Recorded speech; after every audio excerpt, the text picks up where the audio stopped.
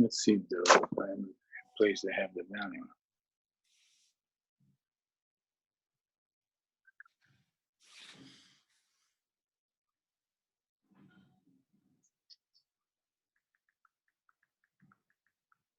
It's in your hearing aid?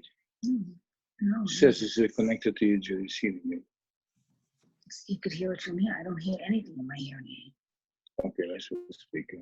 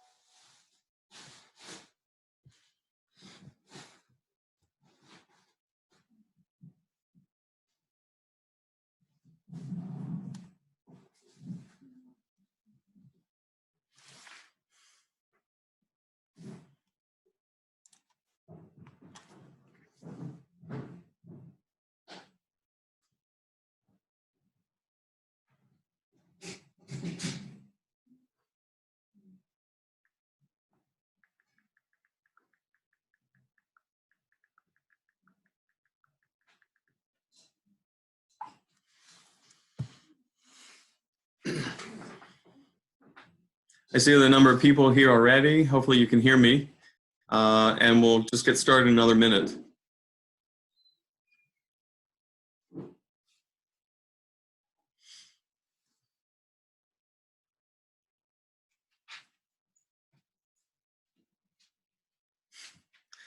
I see lots of people waving. We have everyone on mute so that it doesn't get too overwhelming, but keep waving.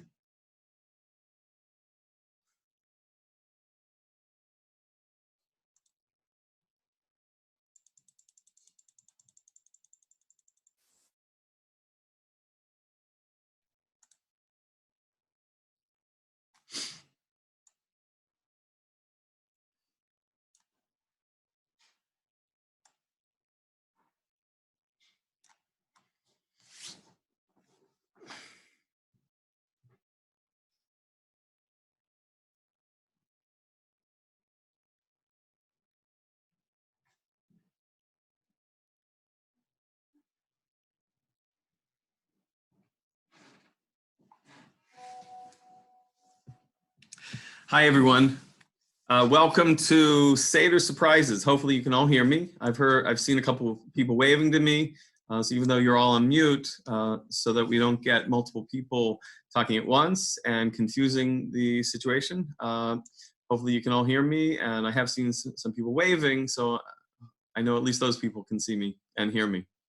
Welcome to Seder Surprises.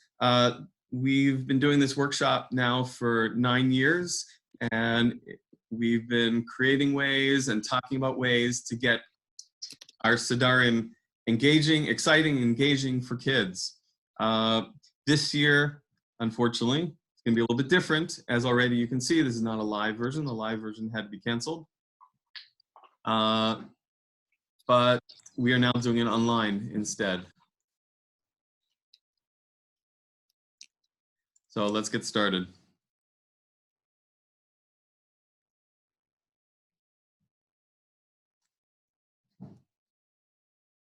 So wouldn't it be fantastic if our kids anxiously awaited the Seder, were active participants in the Seder, asked questions, answered questions, were awake the whole time, were excited and engaged in the Seder?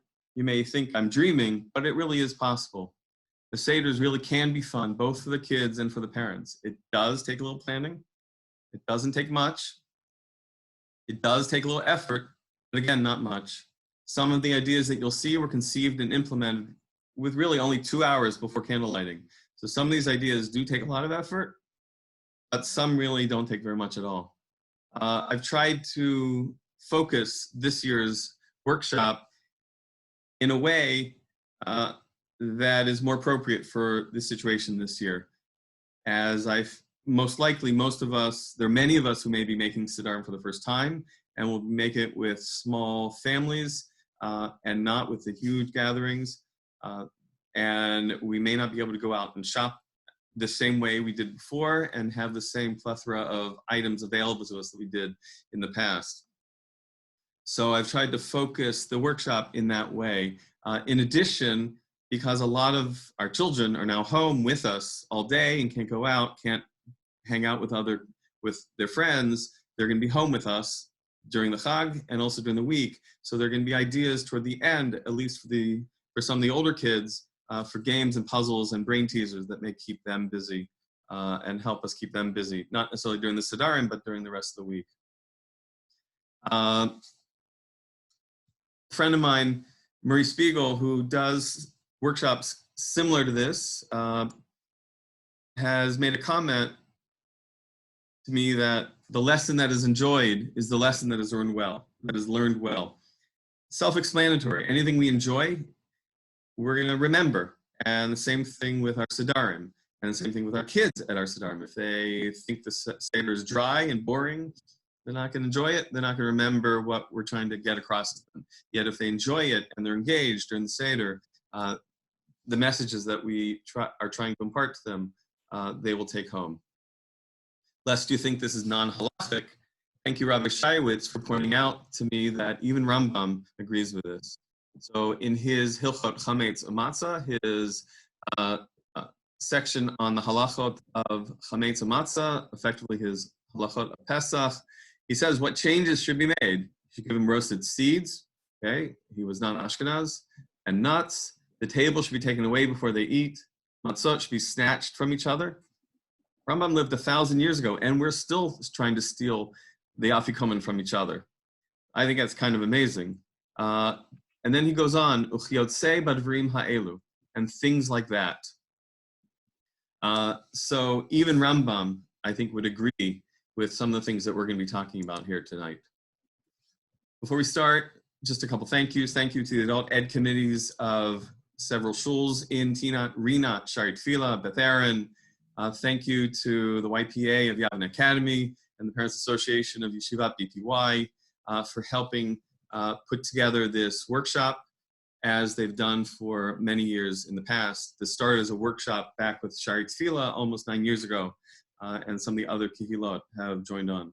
Special thank you to Shira Shaiwitz, the Rebbe in our shul, who has been an amazing sounding board for me, listening to some of the ideas that we've come up with over the years and giving me ideas of her own to run with.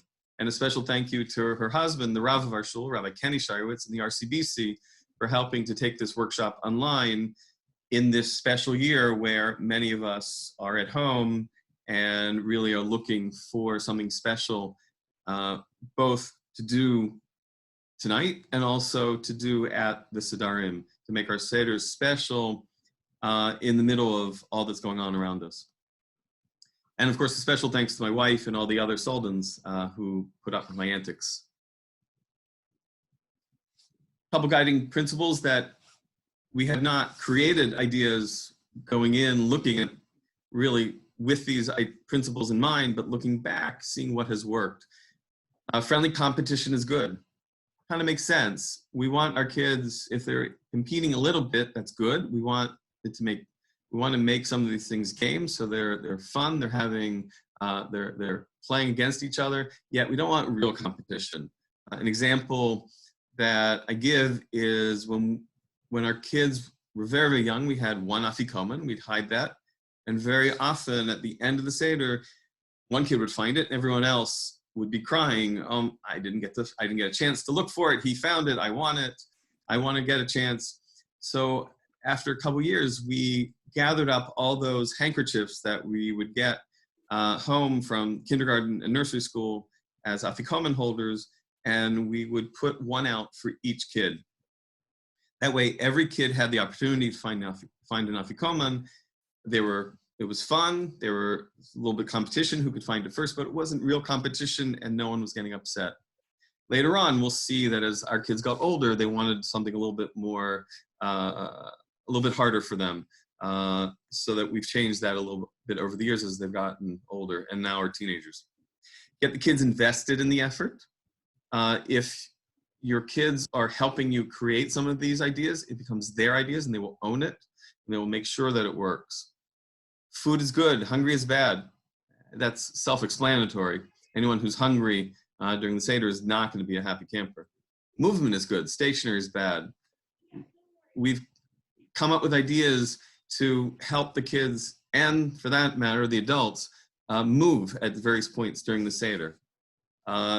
This can be a long evening with a lot of sitting and a lot of talking. So if you create movement in the middle of the Seder, it will re-energize the Seder at that point. Less is sometimes more. Focus on what's most important, on what the kids will understand, what they will get excited over. In our family, we read the whole Haggadah out loud, but we very much fly through those parts of the Seder that the kids are not going to be interested in.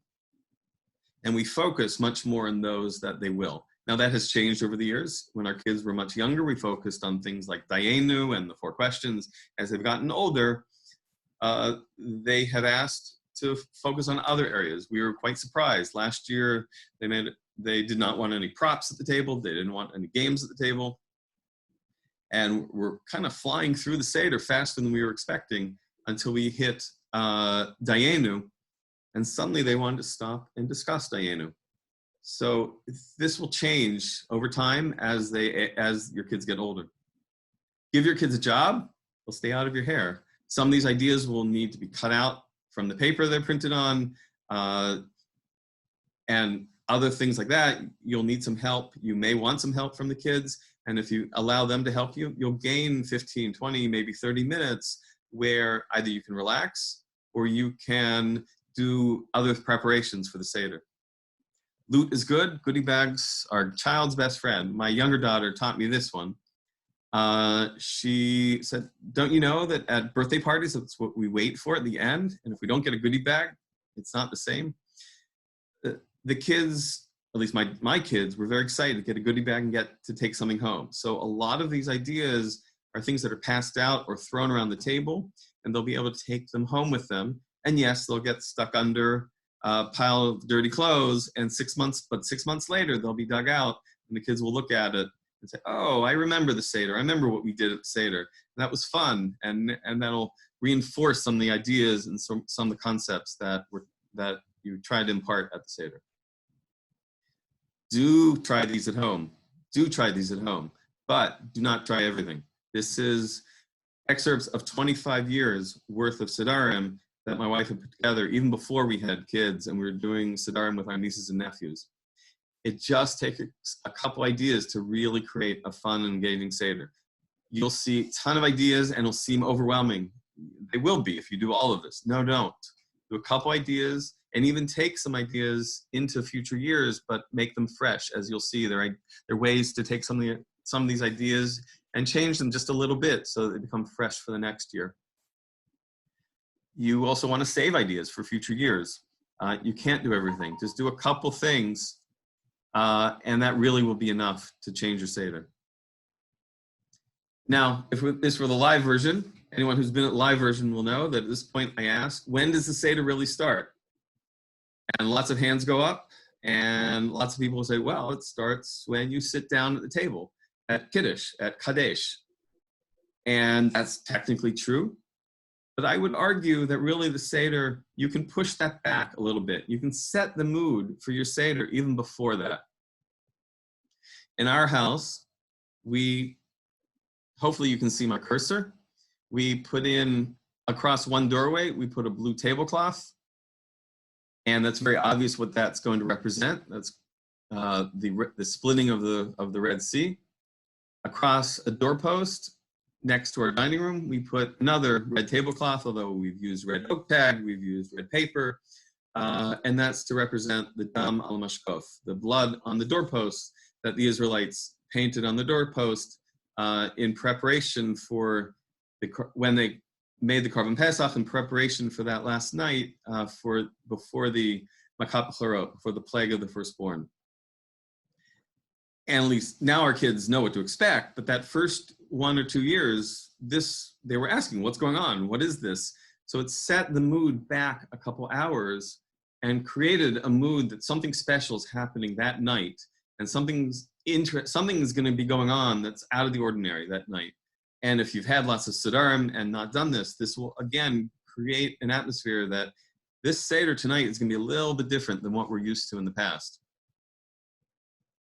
Now, this is our Seder table from, I think, 2014, and you can see on it, this is a blow-up snake sword that we got from Oriental Trading. I'll put the websites up later. With the head of this is a snake, so it's reminiscent of Moses' staff that he threw down in front of the magicians when he first meets Paro. We have little bendable wild animals, also from Oriental Trading and from Rhode Island Novelty, that you can put on the table. I think somewhere on here is little paper hay, basically shredded paper, or the hay that comes from Easter baskets that we put on the table, along with some origami bricks to represent the bricks and the hay that the Jews used to make the bricks, and that was taken away from them after Moses visited. There are some plastic frogs on the table. There's some origami frogs on the table that we have the kids make. These are some of the things that we have on the table. The wine bottles have special wine labels that we put on them that had in-jokes for the family, or had references to Pesach, and had lots of little teaching bits on them that, if they look closely, could gain some educational aspect from it. Also, in these little cups are points that we would pass out to get the kids excited at the Seder, and we'll show more of that later. This is our table last year, and you can see over 5 years, as our kids have gotten older, the table's changed. Some of the things on it, I found a little ceramic frog that's reclining. It's kind of cute and reclining. I found this at CVS one year, which this year you're probably not going to be able to find. They're the snake swords again. I think a lot of people are going to have little plush or stuffed animals around the house. One of them might be a sheep. And some of these you most likely can order online and get either from Oriental Trading or off of Amazon. Also on the table is a stuffed louse for kinim, for lice. I found that on Amazon. My wife's not a fan, but I have to say I liked it, so I left it on it. We have place cards that I'll show you a little bit more later. Also, you can see a mural in the background that I found from Oriental Trading of Moses splitting the sea. And this mural, if anyone was at our workshop last year, I actually raffled one of these off. It happens that Moses comes right across our window, so it's perfect placement and really looks kind of cool. Unfortunately, this is not sold anymore this year. So you can't get this, but there are a ton of others online. And if you look behind me, there's one that I found on Amazon for, I think it was $16, $17. There are a number of them. Some of them may be delayed this year. I hear Amazon is delaying their shipments, but some are still, I looked just this afternoon, some are still with 2-day shipping with Amazon Prime. In a second, I'll give you a better picture of what's behind me. This is what's behind me and what's going to be our mural this year for the Seder. Again, we can reuse these. I just got a new one because I knew the other one wasn't being sold again this year, so I wanted to get something new for the workshop. But lots of them online. They're fantastic, and they really do set a mood. Now, you can do other things more than just setting the table, and I do encourage you to set the table early if you can. One, it creates a mood that you're not just waiting until the last minute to get ready, but also the kids will see that there's all this interesting stuff on the table that they're not used to seeing, and they'll start thinking something new is going to be happening this year. We've gotten a blow-up swimming pool that we've put out in our living room. So as our kids walk around the house, they see the swimming pool with a blue tablecloth in it and a basket, I think that came with some gift basket, probably from Purim. And we took a baby doll from one of our kids and stuck that in the basket. And that's fairly obvious what that represents. And the kids will get that fairly quickly. This represents Moses in a basket on the Nile, waiting for the daughter of Paro to find him. Now, you can move this idea of setting the mood back even further. Anyone who's been to our talk has seen this in the past, where in the week before Seder, when our kids were younger, we sent letters out to our kids. One from Moshe, put it in an envelope, stamped it, mailed it, and our kids who were not used to getting mail get this letter in the mail. They open it up and it's this from Moses. What's going on? And you can throw stuff in there that's educational. You can say, we're getting ready to leave Egypt. Make sure you're ready. We're gonna have a Karban Pesach. We're gonna put the blood on the doorpost. You can put little teaching aspects in there to teach about the story, and it's not really teaching because they're just reading it and having fun with it. Several days later, we sent out a letter from Pharaoh saying, wait a minute, we don't want you to leave. Please stay. You're good for our economy. We'll happily give you our gold and our jewels, just like the Medrash says they did during the Makot of Choshech, of darkness. You won't have cucumbers and onions in the desert, because that's later on what the Jews complained about when they were complaining to Moses that they didn't have food in the desert. So you can throw in, it both becomes fun, sets the mood back about a week, to say the Seder is already starting a week, even in the week before, not just the night of. And you can throw a little bit of education in there that the kids won't even notice. Something else I found online, I think this was from an NCSY site, and as it turns out, I heard that someone in our own shul had made these. We put these up around the house for sale signs. We're selling our house, we need to have a garage sale because we're leaving soon. Again, setting the mood and pushing the Seder back into the week before the Seder. On Shabbat HaGadol, the last couple of years, we've taken a stuffed sheep and tied it to my son's bedpost. This is in reference to Shabbat HaGadol, when the Jews picked out the sheep that they were later going to be using for the Korban Pesach. And at least I was taught as a kid, they tied it to the bedpost in anticipation of the Korban Pesach during the following week. So again, setting the mood, having something fun and interesting for the kids to see, and pushing your Seder back into the week before.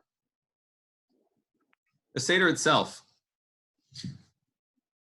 One of the things, a number of years ago, my oldest daughter, when she was, I think, 6 or 7, came to me at 2 hours before candle lighting. This is one example of 2 hours before candle lighting, and said, I want to do something. Let's do something at the Seder that's fun. I said, okay, what do you want to do? So let's have people vote on different paragraphs in the Seder, in the Haggadah, whether they relate to slavery or freedom. It's like, great idea. But let's make it a little bit more colorful, a little bit more hands-on. So we decided to do something like what they do in the Olympics, where they hold up their votes, and we made little paddles for people. We had made one for each person. We got some colored paper that we already had around the house. We cut it out in squares, blue on one side, yellow on the other. It can be any color, it can be white if that's all you have. And we stapled it, and you can actually see the staples on the left side. We stapled it to, I think in this case, these were tongue depressors, but popsicle sticks works just as well. Someone suggested this weekend to me that use straws. So instead of throwing out straws, you can use your straws for this. And we placed these at each person's plate. And my daughter, just a couple points during the Haggadah, would stop the Seder, and ask people what they thought of last paragraph, whether it was related to slavery or to freedom, and why. And then that would engender a discussion about the issue, about whether it was freedom or slavery. This can be done with a large group, but I leave this in this year because it can also be done in a small group with just a small family. So this can be appropriate even for our Sedarim this year. The points we mentioned before, we were over someone's house during the middle of the Chag for dinner, and we asked them, what do they do during Sedarim to keep the kids interested? And they said, oh, we give out points. when they ask questions, they answer questions, they get points. And I said, so how do you keep track of them? Well, we have a book and a bookmark, and as they get more points, we move the bookmark. It's a great idea, but I said, okay, how can we make this a little bit more colorful? So over the year, we worked on basically some colorful currency that we could create and print out and pass out as the kids did something at the Seder. It's become sort of one of the most popular ideas that we've had at our Sedarim. I repeat it every year because there are new people at each workshop, and it really has become a very popular idea. And I've passed this out. This is all PDF. If you want copies of this, I can send copies to anyone. Creates a little bit of friendly competition. It makes jobs for the kids because now we print these out on the day before the Seder, and we have them cut it out, so they have a job to do. And as I mentioned before, gives them some loot, gives them something to take with them after the Seder. So it really hits a lot of things and has been a very popular idea. In our house, my wife would get little tchotchke gifts to give out at the end, and whoever got the most points got to pick the one, but they picked the one they wanted. But very quickly, the kids realized that the gifts weren't, the prizes weren't the main thing. They just were having fun, collecting as many points as they could by asking questions, answering questions, singing a song, doing something silly, anything just to have some activity at the Seder. A number of years later, my oldest daughter again comes to me and said, I want to do something fun at the Seder. I said, okay, what do you want to do? So I don't know. I said, go look online, go do some searches and see what other people have come up with. So she did some searching online and found a website called Baba Ganuz, which I haven't looked at in a while, but when I looked at it, it had a lot of good stuff. So I hope it's still around. Had a lot of good ideas on there. She came up with one idea of Seder bingo. And their bingo board wasn't going to work with our family and with our crowd. So we said, let's create our own. And my daughter and I sat down for a number of nights during the weeks before Pesach, and we sat down and came up with ideas that would go on to the bingo board. Different things that we could put on, like sing the Kadesh Orchat song. One of the kids sings that, they get to cover that box. They lean while they're eating, or they drank the first cup while leaning. They get to cover those boxes. We would have plates of gummy bears or jelly rings out on the table, marshmallows. For a healthy alternative, you can put carrot slices on the table. And they could use those things to cover the boxes. So here we have some friendly competition. They're all excited to see how many boxes they can cover. My daughter certainly was invested in this idea. It gave jobs for the other kids because they then had to cut these out and put them in page protectors. Or if one year we had them laminated and they had to cut out the lamination. Some of these ideas ask for movement, either around the house or around the table. Food is good, hungry is bad. There's food on the table. They get to put food on them and eat after they finish the board. But really, there's food on the table. There's marshmallows, there's candy, there's other stuff on the table that they can eat during the Seder, sort of secretly snatch some during the Seder, and keep themselves going during the Seder. Again, it's a long night. Want to keep them well fed. And in addition, the bingo board forces them to look ahead. Oh, they're excited. When can they fill the next box? When can they get the next box? They were constantly looking at the board to see where's the next box and when does it fall in the Seder? What's the order of the Seder, so we know when which box we're going to fill next. So it was really a great idea. We got about 2 years out of it. I've heard from other people that this is become a family tradition year after year after year. You can make your own boards. I'm happy to send you our boards. These are all PDF and easy to print. Easy to send, easy to print. A number of years ago, for Karpas, I heard, so in our family, we traditionally always used parsley and salt water. A number of years ago, I heard that Rav Teitz in Elizabeth uses bananas to highlight that bananas are, the bracha for bananas is ha'adama. So he uses bananas for karpas. We said, okay, what can we do with the kids? So we still have parsley and salt water on the table for the adults, but we put out banana slices and chocolate sauce. Bananas are a lot more filling than parsley. I think we all know that very quickly, and it really gave the kids a lot more, filled them up a little bit more, gave them a lot more energy to make it through a long night. The chocolate sauce is a little bit of sugar, also a little bit of caffeine, and that was not a small part of the equation here. So it really made a great way to give the kids a little bit more food along the way. We left the banana slices out and the chocolate sauce out on the table so that even after karpas, the kids could grab samples and grab banana slices. We used toothpicks in them so they could grab them and dip them even during the rest of Magid before dinner. So it really kept them going in a nice way. This year, we're going to be doing something a little bit different. And thank you to Dr. Howie Kaufman and Micha Kaufman for the idea. Dr. Kaufman came up to me at a bar mitzvah several months ago, and he said, we loved your talk. It's fantastic. We used one of your ideas for the makot, but let me tell you what we did for karpas. And he said, we made French fries. So there's a custom of using potatoes as karpas. And we made French fries and we dipped them into ketchup for karpas. I fully intended on doing that this year. I turned to my son's standing next to me as he's telling me this, and we both looked at each other and we said, we have to do this. So we're gonna make oven fries this year. And that'll be at least one version of our karpas this year. Now, if you've already seen the points and you've seen the bingo boards, you know I'm not gonna stop at just that. I like making graphics. So I ordered online these little pouches that you get for takeout when you get fries as a takeout at a restaurant. And I made a little label for them that's a little bit more colorful and has lots of little educational tidbits on it that you can already see. Five Guys. Okay, well, that's a local restaurant, but it's also one of the paragraphs in the Haggadah talks about 5 Rabbanim that had a Seder together. And they met in Bnei Brak.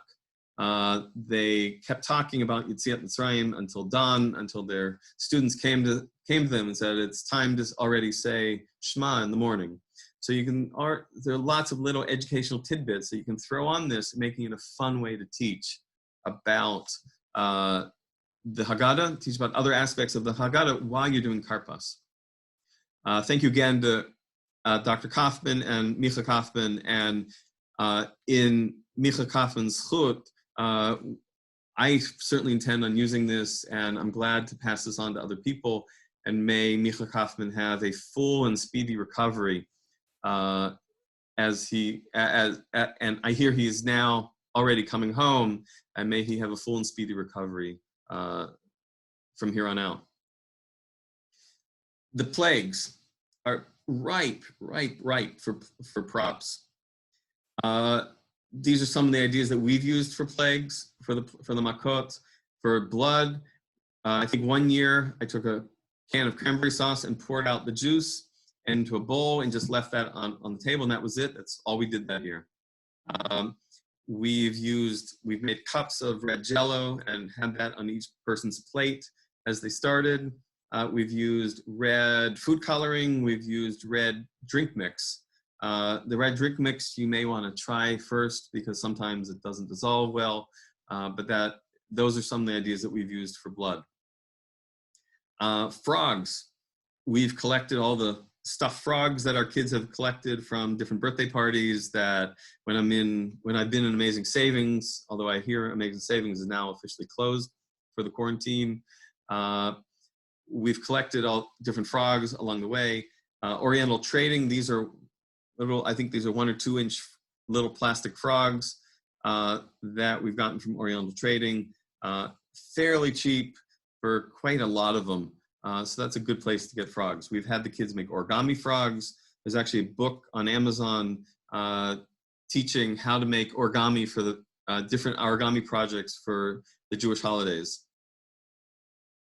Kinim, lice. That was always something, for a while I couldn't figure out what to do for that. And then I'm standing in the supermarket and I see Kash Pesach ice cream sprinkles. And the light goes off and I said, aha, this is what I can use for kinim. So we put that out in a bowl for kinim. We were at a friend's house for Seder a number of years ago, and they threw around confetti around the house. And that was their version of kinim. I haven't seen others. Other people may have other ideas, but those are really the two that we felt that worked well. As I mentioned before, I found a stuffed blouse, a plush blouse on Amazon, and put that on the table. I think it's kind of cool, but some people in my family don't. Wild animals. So Oriental Trading and Rhode Island Novelty are great places to look for things like this. We've found these little bendable plastic animals, tigers and lions and elephants, and representing wild animals. Maybe not for this year, but for future years, whenever you're in Walmart or Target, look in the clearance aisles, and you'll often see these large plastic animals that you can buy for pretty cheap.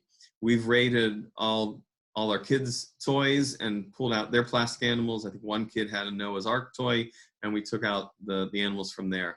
And those are other things we've used. Dever, so the animals die. So for some of these, we'll push off the table, or the large ones will tip on the side. That's some of the ideas we've used for Dever. For Shchin, for boils, we've used bubble wrap. You can make little strips of bubble wrap or cut out single bubbles, and using double-sided tape, you can tape that onto your face. Mini marshmallows can work for this. You can bite off one end and stick that onto the face. I've had people tell me that they've ordered from Staples. Again, this year I want to give you ideas that you can get online. People have ordered from Staples red circular labels that you can take the little circles and stick on your face as a representation of boils. A rod, hail. So the marshmallows work well. You can throw those around the table. Ping pong balls. I think we got these many years ago at one of the large big box sporting goods stores that's now out of business. And I hear another one is just recently going out of business. But you can get these online. You can get these pretty cheaply online. And they work well for hail. Locust, arba. So I think one year I got a tub of bugs at our local educational store, but really I found Oriental Trading and Rhode Island Novelty would be great places. You can get a lot of these insects for pretty cheap. You can get a lot of them. So that's really the place I go now. If you want, you can pick out the ones that look like locusts and use those as opposed to all the insects. We've thrown these around the table. And just as an example, how you can turn anything into an educational moment. There was one year we're throwing these around the table. And when it comes to as we're saying, the plague of Arba, the plague of locusts, and one of them lands in the cup of my daughter's friend. And oh my God, what's happening? How can you do that? How horrible. I said, wait, this is perfect. This is absolutely perfect. And they're looking at me like, what are you talking about? I said, how'd the story start? Well, I don't know. The Jews went down to Egypt. No, go back before that. What happened before they went down to Egypt? Well, there was Joseph. Aha. What happened to Joseph? Joseph was sent down to Egypt. He was put in jail. Ultimately, he interpreted the butler and the baker's dream. What was the butler's dream? That a fly landed in Paro's wine cup and he was put in jail. So even the mistake of throwing these around and one of them landing in a wine cup can lead to an educational moment. For Choshech, we don't turn lights off in our house, but we pass out sunglasses and put them on for the moment. We gather sunglasses from various birthday parties and goodie bags that our kids have gotten at birthday parties. Oriental Trading, Rhode Island Novelty, again, very good places to get a lot of these for fairly cheap.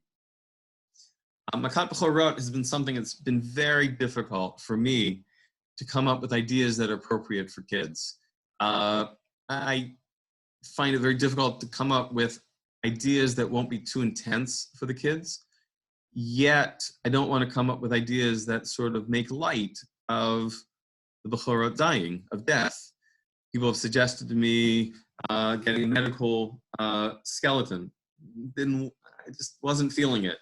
Someone else suggested getting little toy coffins at Halloween and putting those on the table. I just wasn't feeling it. And so I had a lot of difficulty with Makat Bechorot.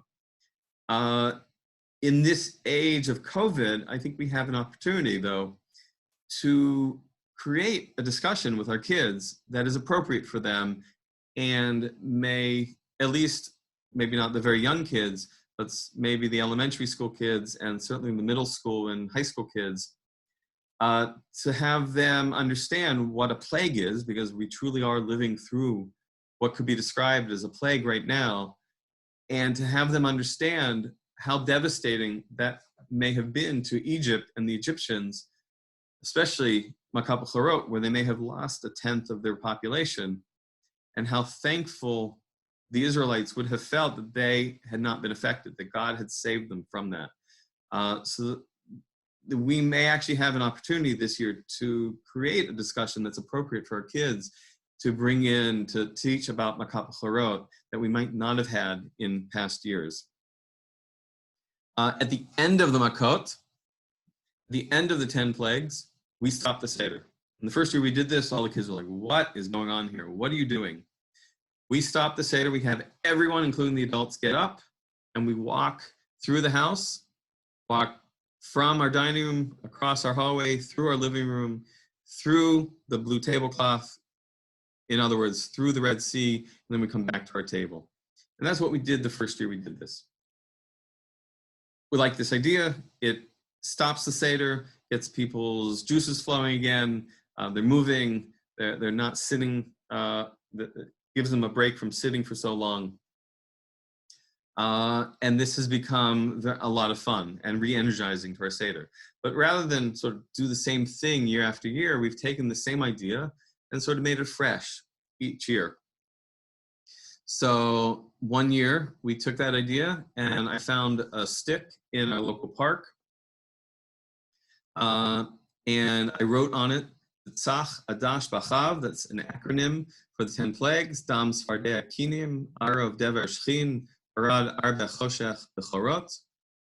And that's, at least I was taught that traditionally that's what was engraved on Moses' staff. And as we're walking through the house, we split the sea with Moses' staff and then walked back to the table. Another year, we printed out copies of Az Yashir, and this is the prayer that we say every day in Shacharit, but this is also the song that the Israelites sang as they're crossing the Red Sea. And we would sing at least the first couple lines as we're walking through the Red Sea, and then we switched to having one of the kids carry the staff and split the sea.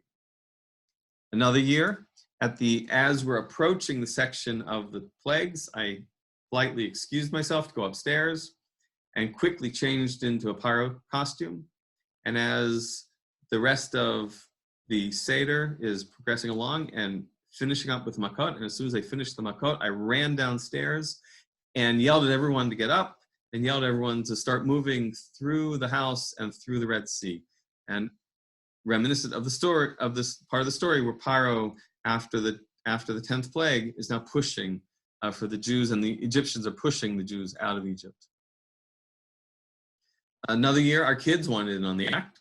I said, what can we do? So they decided they were going to hang tablecloths on the walls of our hallway and print out sea creatures and color them in, so that as we walk back to the table after crossing the Red Sea, we're now walking through walls of water on both sides of us, reminiscent of the phrase in Az Yashir that they walk through the water, mimina, with water on both sides, miminam umismalam, with water on the right and on the left. And then we'd head back to the table.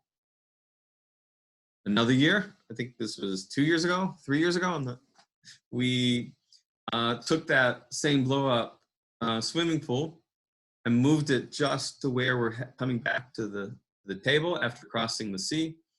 And we put a little palm tree next to it, and we stopped everyone before coming back to the table and said, so what does this represent? What do you think this represents? They're all looking at me like, I don't know. We don't know what's going on. And I said, stop and think about it for a second. What happened? Where do the Israelites land after they crossed the Red Sea? And finally it comes out, oh yeah, they landed at the place where the water was bitter. And what happened there? They complained to Moses, and Moses complained to God, who said, stop complaining to me, knock down a tree, cut down a tree and throw it into the water, and the water will become sweet.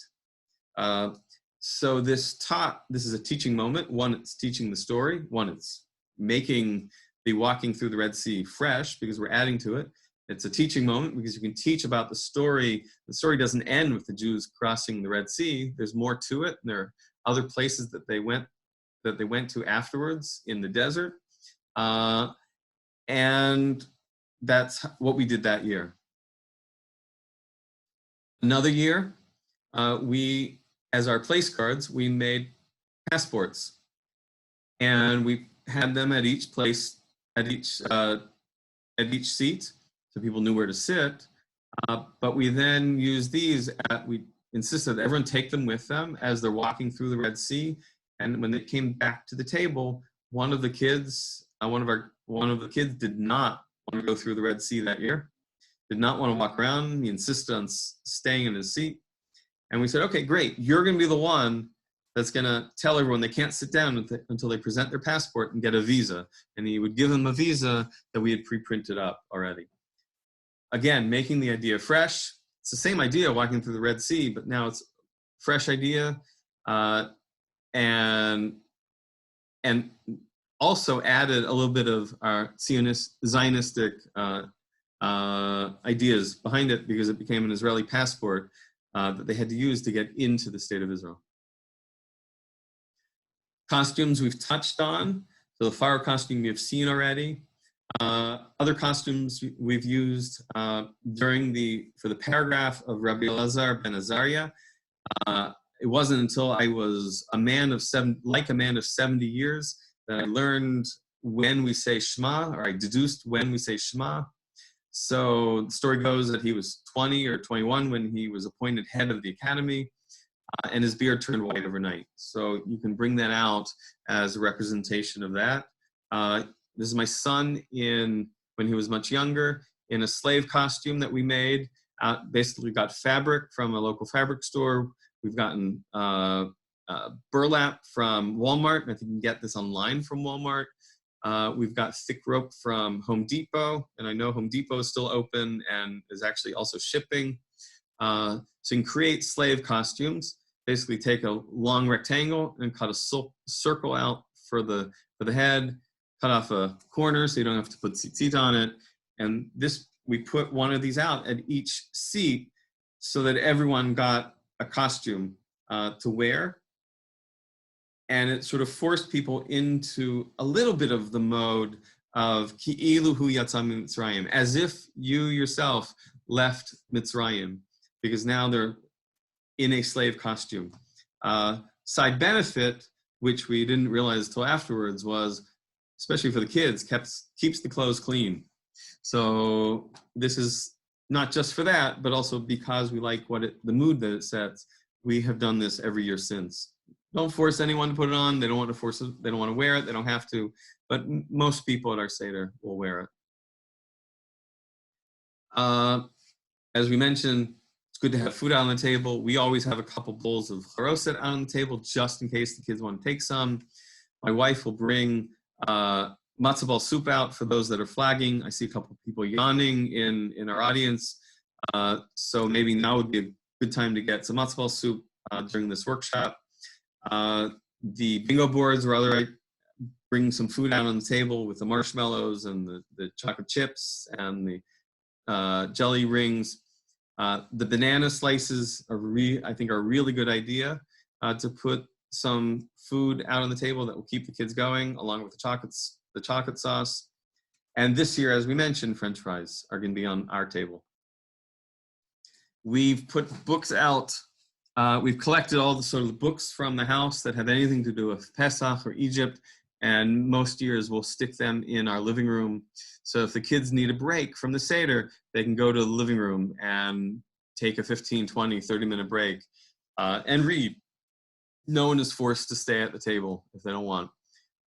We haven't done, but I think a good idea might also be to order one of those play tents for if you have really young kids.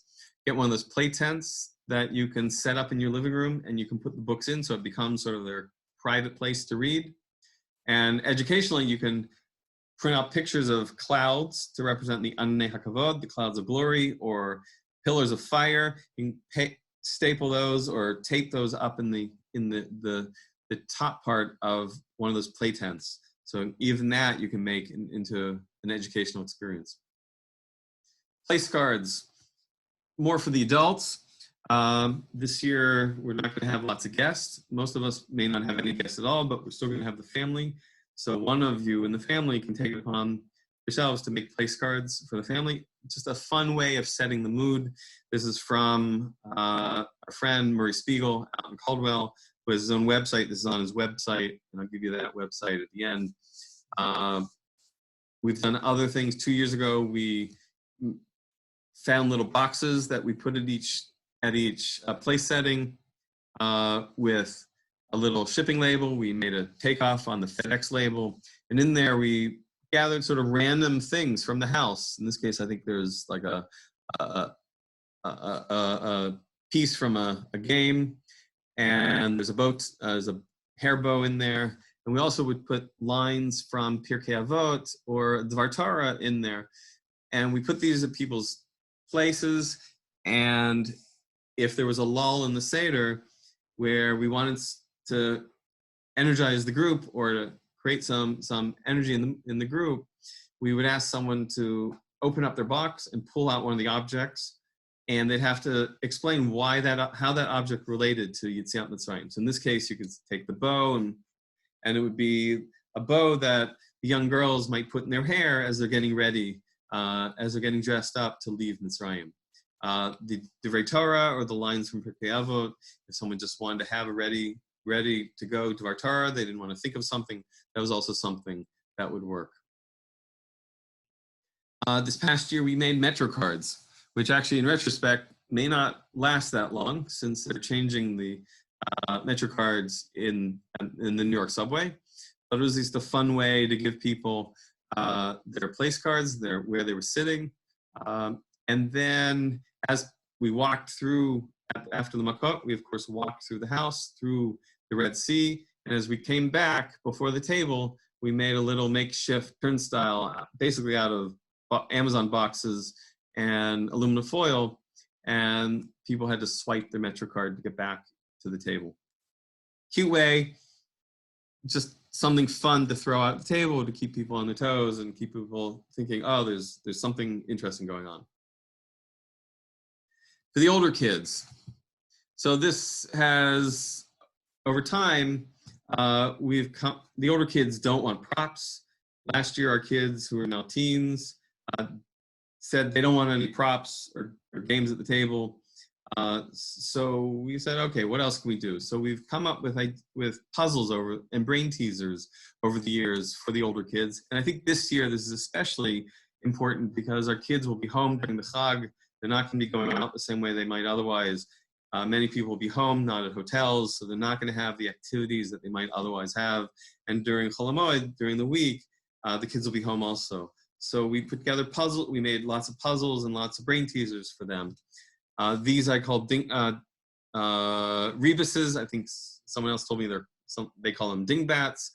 Basically graphic word puzzles that if you read them, you have to figure out what well-known phrase they represent. So in this case, he rested on the seventh day. In this case, we have traffic signs, so it becomes with signs and wonders.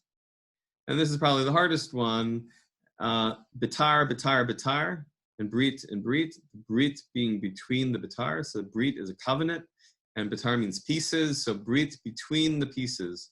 So reminiscent of the covenant between the pieces that Abraham made with God early on in Sefer Bereshit, where he takes animals and cuts the animals in half. We've made Passover math. Again, word puzzles that really have become very popular. and our kids have really enjoyed. So just as an example, 4 equals N of C of wine. 4 equals the number of cups of wine. 10 equals number of P in E, number of plagues in Egypt. And we've come up with pages of these. Some of these we've PDF'd, easy to send out if anyone wants. Echad Miodea, who knows one, the song that is at the end of the Seder gives you 13 right off the bat that you can put together. This year we're doing a little bit Pesach Math, the sequel. So these puzzles, I've seen these puzzles and they've become a little bit popular online. So we created one, taking objects and things that you might see at the Seder, wine bottles, frogs, wine cups, and using them and basically create an algebraic puzzle for the kids to figure out what is each, you have to first figure out what each object, how much each object stands for, and then figure out the equation at the end. Fun on the one hand, they have to think about it, and educational because it's basically simple algebra that they have to think about. So education doesn't necessarily mean looking at the story of the Seder and Yetziat Mitzrayim, but can be educational in other ways. We've put together word searches. This is just one example. Come up with others, and this is all PDF. Very easy to email out. Just email me your email address, and I'm happy to turn it right around to you.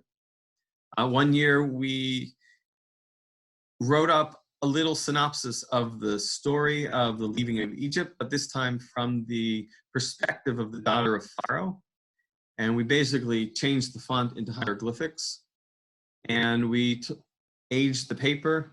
I learned very quickly online and on YouTube videos how to age paper with some coffee and a candle.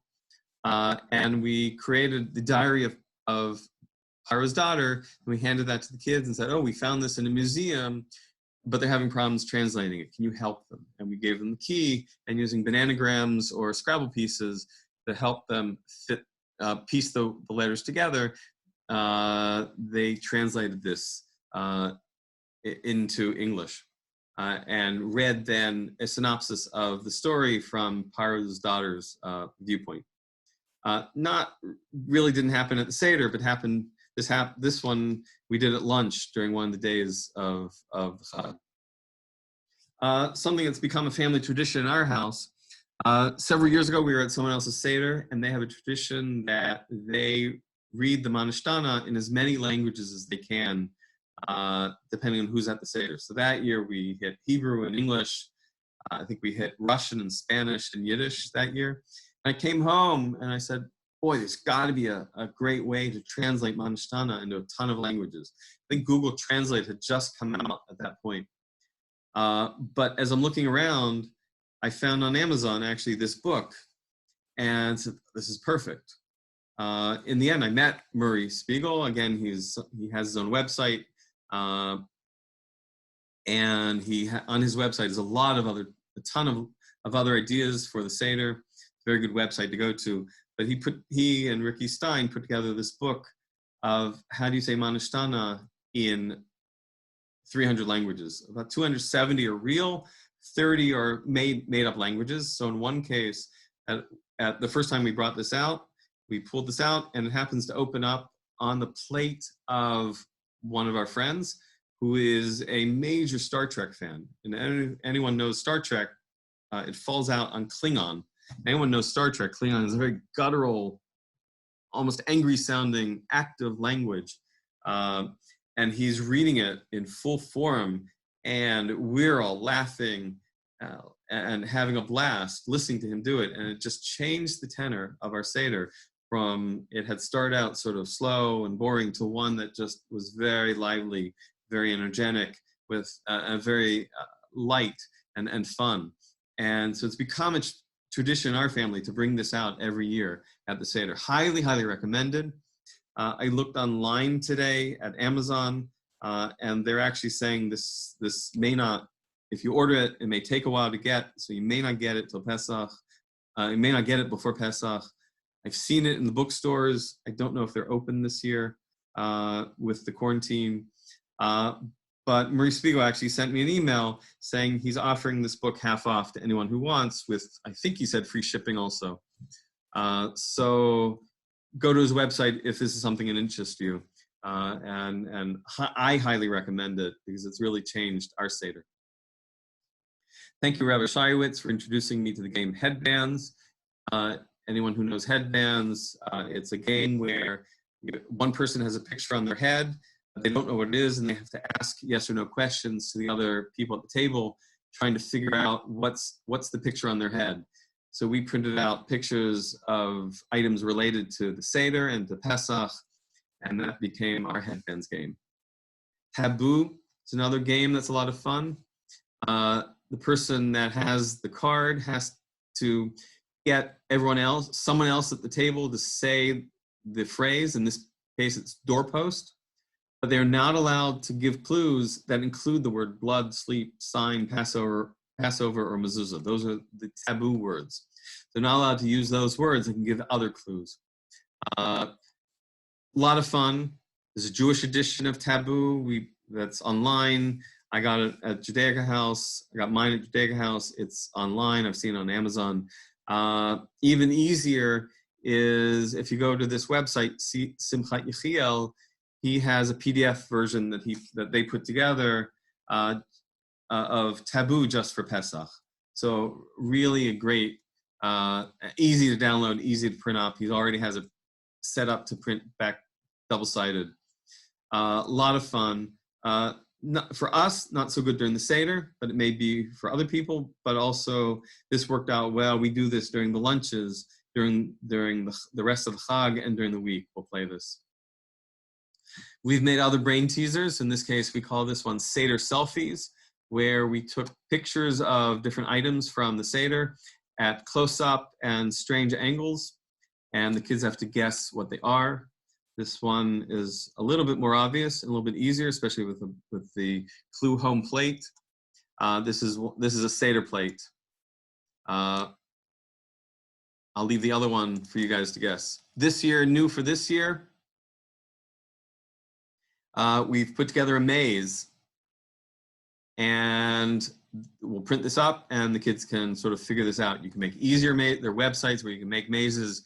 You can make easier mazes and harder mazes, or whatever you need. Afikoman. So as I mentioned, the kids over the years have asked for the Afikoman. First, we wanted it easy for each of them, but over the years, they've asked for it to become a little bit more challenging. So a couple years ago, we got one of these boxes for Mishloach Manot at Purim, and it's a box that looks like a book.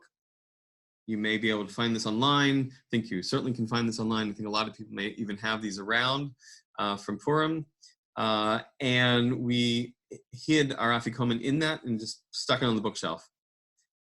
We actually changed the label on it to the middle matzah by Afikoman. So if the kids actually looked closely, very quickly, they'd figure out where the Afikoman was hiding.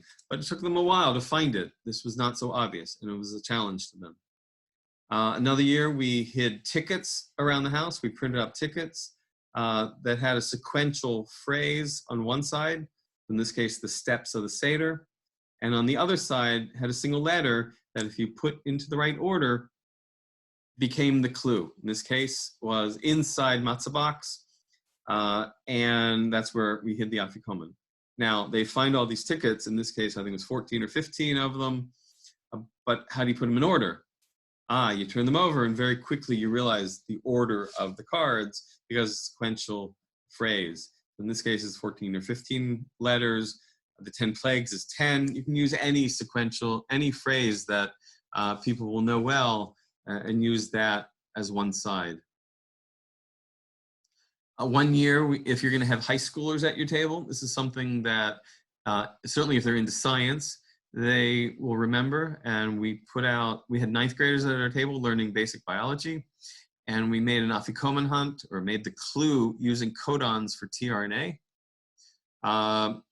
And the amino acids that are coded each have an abbreviation that creates a short alphabet that you can use to spell out clues. The kids because in the midst of biology, very quickly realized what was going on, and they ran for the textbooks to find basically this chart so they could translate it and then find the clue and then find the afikomen. And for 10th graders, again, anyone who's into science, we put together an afikomen search based on the periodic chart. Using the atomic weights, we lined up the elements, and using the letters from the elements, it created a clue. An alphabet from their abbreviations made, and we could line up those letters and create a clue for where the afikomen was hidden. 2 years ago, we got an idea for an escape room, and instead of an escape room, we made a lockbox. And we found online this little device that you can use 5 or 6 locks to lock a toolbox with. We're all going to have smaller Seders. We had multiple families at our Seder that year, so we handed one lock or one clue to each family. In this year, I would suggest doing maybe 2 or 3. We just got a Mishloach Manot for Purim with the same idea with just 2 locks on it, and it was a lot of fun. It was short enough and easy enough that we could figure it out, but challenging enough that it gave us some fun. This is one of our clues. This is a 3D picture from a website we found online that if you let your eyes adjust, you can see a word come out, and you can put that into the lock. That becomes the solution for the lock. We also spelled it out as if some people's eyes can't adjust to it, we spelled it out. We made a little poem so they could figure it out also. I suggest the afikomen tends to be late during the night, and I suggest making the clues fairly straightforward, fairly simple. Otherwise, it will be too complicated. This past year, my younger daughter put together a scavenger hunt. And she took a picture of some place in the house where she was going to hide a second clue. She cut that out into a jigsaw puzzle. We put it into a little plastic bag, and we handed that to the kids at the table. So either an older kid can make this, or you as adults can make this and do this for, if you have elementary. I think the kids at our table were in elementary school, so it worked out perfect for them. She made a jigsaw puzzle out of where she was hiding, a picture of where she was hiding the next clue. I think this is a place on our bookshelf. There was another clue, in this case, another jigsaw puzzle, which they pieced together, found a dollhouse. They went to the dollhouse, found a jigsaw puzzle that came together as our Seder table. And if you remember, at the beginning, I mentioned that underneath our table, I taped together an envelope, and that's where I hid the afikomen. I was able to get rid of the afikomen very quickly, offload the afikomen very quickly. I didn't have to worry about where it was. It was right under the table, right in front of me. It was very easy, and became a lot of fun because it wasn't the most easy for them to find, but it wasn't the hardest for them to find. They just had to look a little bit deeper than just on top of the table. That was our afikomen hunt last year. We've come up with other puzzles, word puzzles for the kids, and for that matter, for the adults at the Seder. We've put together a number of these over the years.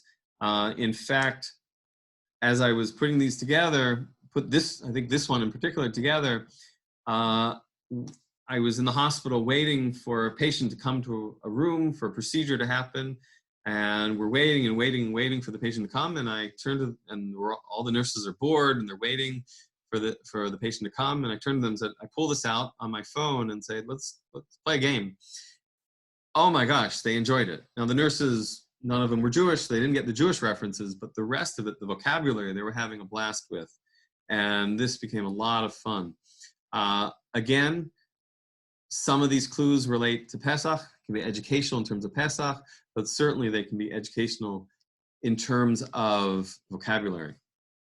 As an example, in Babylonia, they added water to their wine. This is the first clue. That would be, so in this case, the puzzle is Dayenu. Can you come up with words that contain the sound die? So they added water to their wine. They diluted the wine. Or ancient animals would be dinosaurs. You can see we put together a number of these. My son put this one together. Pas is in Aramaic a word for bread. So of course, we can't have bread on Passover, so you have to turn bread into something else. So the clue for this one is an unleavened holiday. That's obvious, becomes Passover. Login, password. So we made a number of these, and they're fairly straightforward to put together if you want to make your own.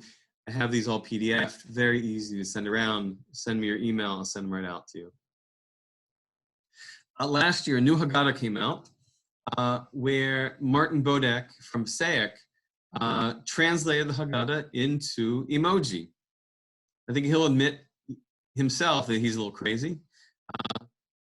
We got it, and we spent, I don't know that you can use this during the Seder. I'm not sure it's really usable as a Haggadah for the Seder, but I sat with the kids during Shabbat before Pesach and also during the day, during the Chag, and we spent some time trying to translate the emoji back into the Hebrew or English, and had a lot of fun doing it. It was not that easy. Some of these were a lot harder than I expected. Thankfully, in his current edition, he has a glossary in the back. I've seen these still on sale on Amazon, and I think some there are online Jewish booksellers that have it. Again, it becomes a puzzle almost to play with the kids, and brain teasers to play with the kids. Also, a new Haggadah that came out last year is the graphic novel Haggadah, put together by Jordan Gorfinkel. You may know Jordan Gorfinkel. He used to sing in Bitachon, one of the early Jewish a cappella groups. And he's had Jewish comic strips that have run in the Jewish newspapers, including the Jewish Standard here in North Jersey. This Haggadah came out last year, published by Koren. Amazing. The graphics are absolutely incredible.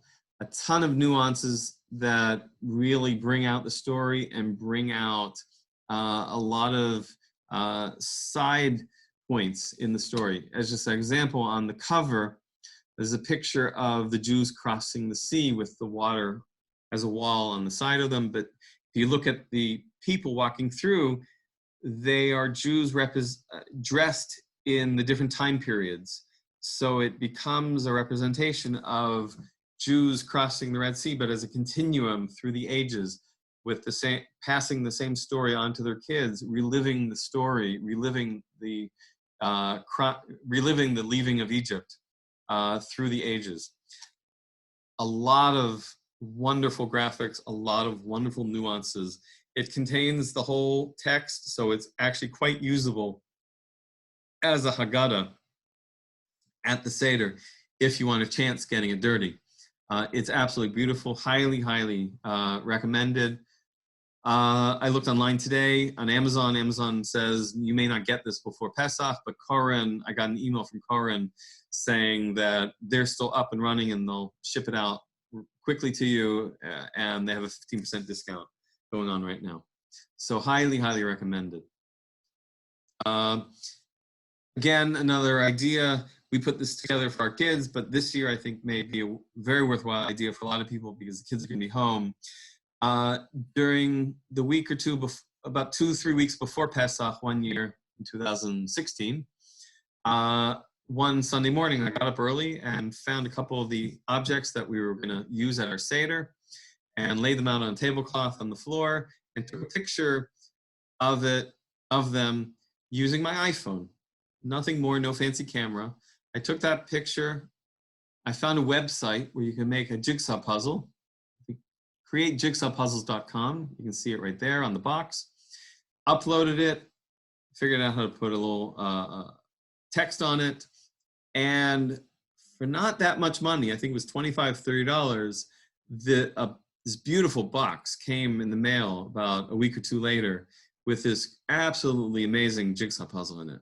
So another very highly recommended idea, especially this year because our kids are going to be home during the Chag and looking for something to do during the Chag. Was not that hard to do. Their website was not that hard to figure out. I just got an email from the company saying, even with COVID going around, we're still up and running. So I know they're still running and still producing their stuff. Some of the websites we mentioned, I'm happy to send this page around. You can take a picture of it if you want. Oriental Trading and Rhode Island Novelty, those are the top two, have fantastic, lot of little tchotchke gifts and the frogs on there. Have a lot of little things that you can use as props at the Seder.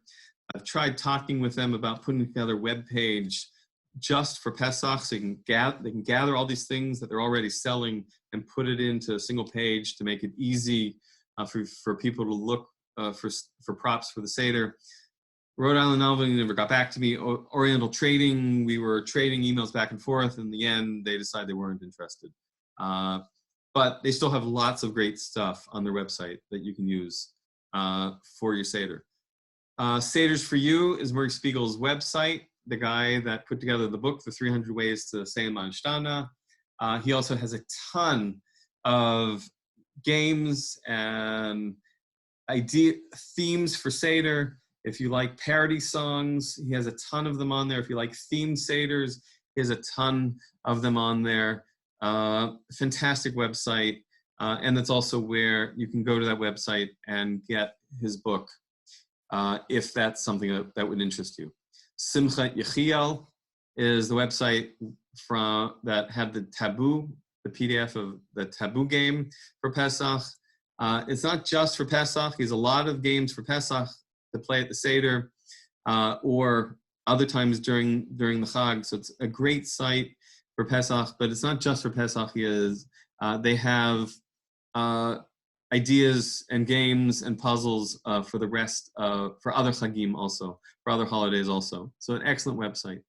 GreatJigsawPuzzles.com is the website for the puzzle, and my email is the last line. So please feel free to email me if you have questions, if you want any of these ideas that are PDF'd. Email me. Please just email me in general saying that you were here. I saw that there are up to 80 some people on this workshop right now. Email me, just tell me you're here so I have your address so I can send stuff out to you that you might be interested in. Thank you again to the Adult Ed Committee of Rinat, Shai Tfila, Beth Aaron, the YPA of Yavne Academy, Parents Association of BPY.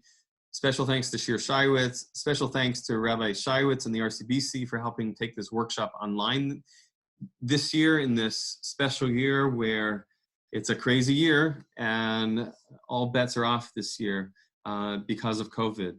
Special thanks to my family and to my wife and the other sultans who put up with my antics. Do try these at home. Do not try everything all at once. Just a couple ideas in any given year are enough. Do send me your email, your name and your email, letting me know you were here. I'll send stuff back to you and send PDFs back to you of the stuff that you want. Chag Kasher Sameach, have a happy and kosher holiday. May we all pray for speedy recovery for those that are affected by the coronavirus. And may we all pray that this plague, and it truly is a plague that we are all living through, will end soon, and that we will all have a healthy coming year. Thank you all for coming out. Thank you all for joining online. And anyone has questions, please email me. And I'll be happy to send emails back. Thank you very much. And that's it. Thank you. Thank you so much. Great. Thank Thank you. you. That was Thank you. amazing. Thank you, Zalman. Thanks for whoever that is. Amazing. Okay. I mean, I wasn't like blown away by it, but like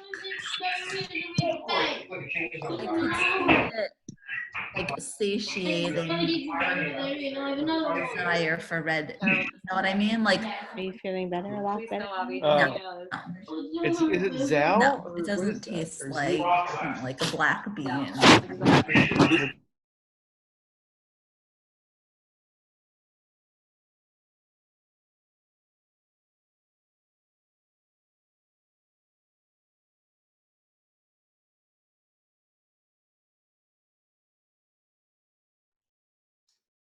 The email, if anyone wants, is zal000@yahoo.com. I'm hoping this was recorded, so we may be able to get it out as a link later, although I'm not sure we actually were successful. I'll find that out later. Again, thank you very much for coming out. And looking forward to hearing all about your Sedarim, even in this very unusual and strange year.